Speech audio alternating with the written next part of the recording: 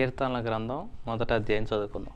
దుష్టుల ఆలోచన చొప్పున నడవక, పాపుల మార్గమున నిలవక, అపహాసకులు కూర్చుండు చోటను కూర్చుండక, యెహోవా ధర్మశాస్త్రమునందు ఆనందించుచు దివారాత్రము దాన్ని ధ్యానించేవాడు ధన్యుడు. అతడు నీటి కాలువల యొరను నాటబడినదై ఆకు వాడక తన కాలమందు ఫలమిచ్చు చెట్టు వలె ఉండును.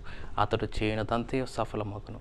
మనం ఈ లోకంలో ఉన్నంతకాలం యెహోవా ధర్మశాస్త్రం ఉంటుంది కదా, ధర్మశాస్త్ర గ్రంథం, యెహోవా ధర్మశాస్త్రం, ప్రవక్తల గ్రంథాలు కానీ, ఆయన ధర్మశాస్త్రం కానీ, ఇవన్నీ కూడా పోయిటరీ బుక్స్ కానీ, దేవుని బైబిల్ సంబంధించి ఇవన్నీ కూడా మనం చదువుకుంటూ ఉండాలి. దేవుని గ్రంథాన్ని మనం ఈ భూమి మీద ఉన్నంత వరకు ఖచ్చితంగా ధ్యానించాలి. ధ్యానించని పక్షంలో మిగతా జనాలలాగానే మనం కూడా కొట్టుకుపోతాం.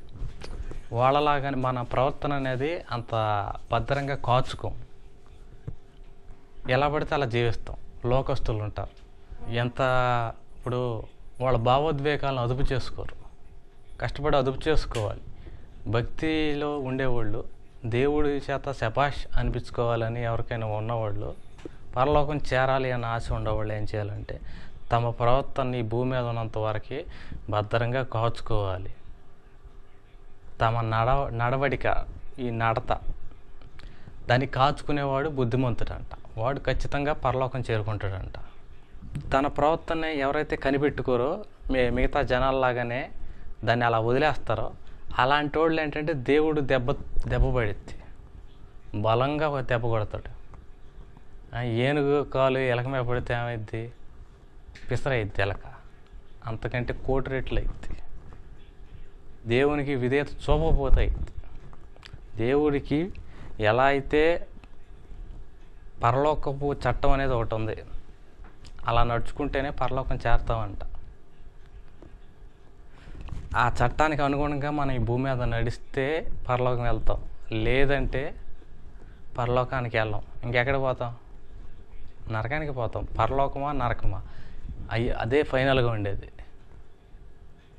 ఇంకేదైనా లోకాలు ఉంటే ఉండొచ్చు, ఉండకపోవచ్చు, కానీ ఫైనల్గా మెయిన్ పరలోకమా నరకమా. ఈ భూమి మీద ఉన్నంత కాలంలోనే మనం ఒకటి ఎన్నుకోవాలి.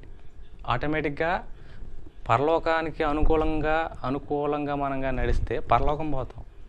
పరలోకానికి అనుకూలంగా నడకపోతే, ఆ చట్టాలకు అనుగుణంగా నడవని పక్షంలో మనం పోయేది నరకమే. కాబట్టి దేవుడి గ్రంథం ఏం చెప్పేది? యెహోవా ధర్మశాస్త్రమునందు ఆనందించాలంట. ఎప్పుడు దాన్ని ధ్యానించేవాడు ధన్యుడంట. ఎందుకు ధన్యుడు? అతడు పరలోకం వెళ్తాడు. పరలోకం అంటే ఏంటి? Luxury city.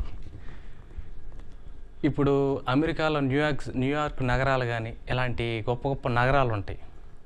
న్యూయార్క్, కాలిఫోర్నియా, ఇలాంటి గొప్ప గొప్ప నగరాలు ఉంటాయి. ఇవన్నిటిని కూడా మిక్స్ చేసి దాన్ని 1 కోటి రెట్లు పెంచినా కానీ పరలోకానికి ఏమాత్రం సాటి రాదు. అంత గొప్పది.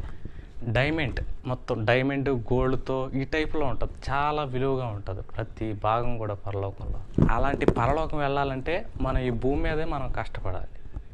మన పరలోకం వెళ్ళేవాడు దేవుడి ప్రేమను రుచి చూస్తాడు.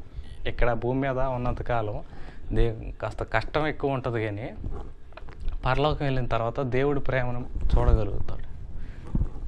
ఇప్పుడు భూమి మీద ప్రేమగా మంచిగా నడుచుకోగలిగితే, భూమి మీద ఉన్నంతకాలం దేవుడి చట్టాలకి అనుగుణంగా మన ప్రవర్తన కాచుకోవాలి, మన ఆలోచనలు కాచుకోవాలి, దృష్టి పెట్టుకోవాలి.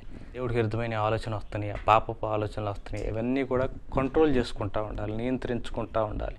ఏం చేస్తే ఆగుతాయి అనేది ఎవరినైనా అడిగి కనుక్కోవాలి, లేదా బైబిల్ చదువుకోవాలి. నీకు అర్థం కాని పక్షంలో ఎవరినైనా అడిగి కనుక్కోవాలి. లేదంటే నీవే ఒక పెన్ను పేపర్ పట్టుకుని ఇలా ఎందుకు వస్తుంది అనేది నువ్వే నోట్ చేసుకోగలగాలి, లేదా నోట్ చేయించుకోవాలి. లేదా ఏదో విధంగా నీ బుర్రంతా తెలివితేటలో ఉపయోగించి భక్తి మార్గంలో నడవగలగాలి.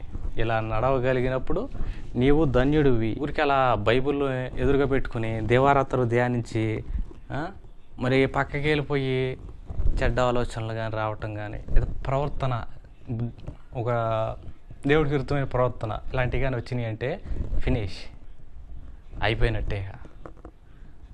చాలా ఇబ్బందులు కొని తెచ్చుకుంటారు ఇలాంటి వాళ్ళు. కాబట్టి మన ప్రవర్తన అనేది చాలా జాగ్రత్తగా కాచుకోవాలనేది బైబిల్ చెప్పేది.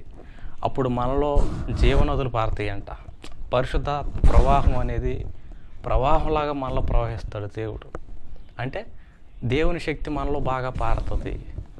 దేవుళ్ళు ఉన్న గుణలక్షణాలు ఉంటాయి కదా, అవన్నీ కూడా మనలో పోయగలటానికి ఫీల్ అవుతుంది దేవుడికి. ఎప్పుడు మన ఆలోచనల్ని, మన నడవడిక అనేది సరి చేసుకున్నప్పుడు అంట. కాబట్టి ఈ భూమి మీద ఉన్నంతకాలం కూడా చాలా జాగ్రత్తగా మొదటి స్థానం ఇవ్వాలి. ఫస్ట్గా కనిపెట్టుకోవాల్సింది మన ఆర్థిక స్థితిగతులు అనేవి చూసుకుంటాం. ఈరోజు ఇంత ఖర్చులన్నీ లెక్క పెట్టుకుంటాం కదా, ఈరోజు పరిస్థితి మన దగ్గర ఎంత అమౌంట్ ఉంది, ఇది ఎన్ని రోజులు వచ్చింది, తర్వాత వ్యాపారం చేస్తుంది ఎంత లాభం నష్టం, ఇవన్నీ కూడా మనం క్యాలిక్యులేట్ చేసుకుంటాం.